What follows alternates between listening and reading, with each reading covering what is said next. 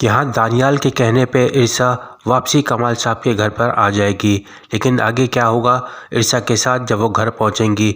यहाँ पे काफ़ी मुश्किल में आ चुके हैं अब दानियाल भी, क्योंकि इरसा ने इरादा कर लिया है कि वो अब दानियाल के साथ रहना पसंद करेगी। अब बस इरसा को यही इंतज़ार है कि जैसे ही दानियाल इनको एक इशारा करे तो वो फ़ौरन दौड़ी चली आएंगी दानियाल के पास। और यहाँ दानियाल खुद चाह रहे हैं कि वो अवॉइड करें, क्योंकि उनका सारा प्लान जो है ख़राब हो जाएगा।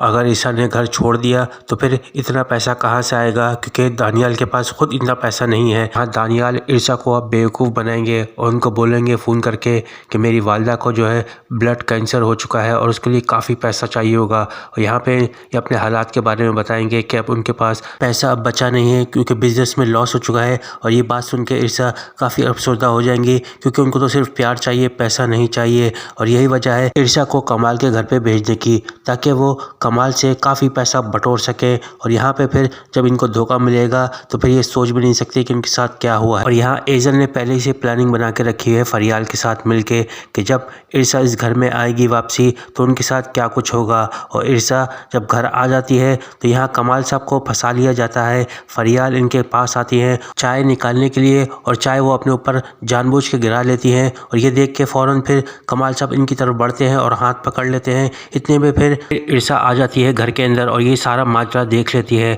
इतने क्लोज होते हैं एक दूसरे से ये दोनों कि काफ़ी इरसा इनसिक्योर समझ रही होती है अपने आप को कि वो सही टाइम पर आ गए और यहाँ पे कमाल साहब की सारी हकीकत सामने आ जाती है। लेकिन यहाँ इरसा को ये नहीं पता चल पाएगा कि इनको फंसाया जा रहा है। ये दोनों इस जाल के अंदर काफ़ी फंस चुके हैं और यहाँ पे एजल भी काफ़ी फंस चुकी है। यहाँ दानियाल ने तीनों को अपने जाल में फंसा के रखा हुआ है कि किसी को भी अपने जाल से निकलने नहीं देंगे, क्योंकि उनको सिर्फ पैसा बनाना है और तीनों से पैसा जमा करना है। यहाँ पे एजल भी अब इनके हाथ में आ चुकी हैं, प्रपोज भी कर चुके हैं दानियाल को। और यहाँ पे बस इंतज़ार कर रहे हैं कि जैसे ही एजल इनको प्रपोज करेंगी वो फिर अगली चाल क्या चलेंगी। और यहाँ पे बैठी हुई इंतज़ार के अंदर दानियाल के कि कब वो बुलाएंगे मुझको और मैं कैसे दौड़ी चली जाऊंगी इनके पास। अब देखना ये होगा कि दानियाल किससे शादी करना चाहेंगे, क्योंकि अगर वो इरसा से शादी करते हैं तो उनके पास कोई भी दौलत नहीं आएगी, कोई भी हिस्सा नहीं मिलेगा। अगर वो एजल से शादी करते हैं तो उनके पास काफ़ी प्रॉपर्टी आ सकती है, क्योंकि वो दामाद बन जाएंगे कमाल साहब के। और जब इस बात का इरसा को पता चलेगा